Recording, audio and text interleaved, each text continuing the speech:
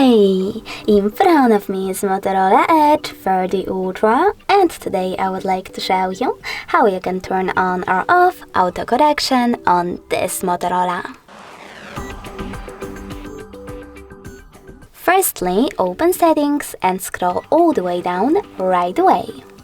Now you need to click on System.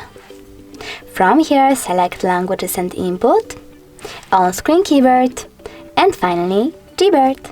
Now you need to click on Text Correction section, scroll down and tap on this switcher next to autocorrection. As you can see, switcher is gray. That means that automatic text correction is now off. If you wish to turn it back on, just click on it again. Thanks so much for watching. If you enjoyed this video, leave a like, comment and subscribe. Bye!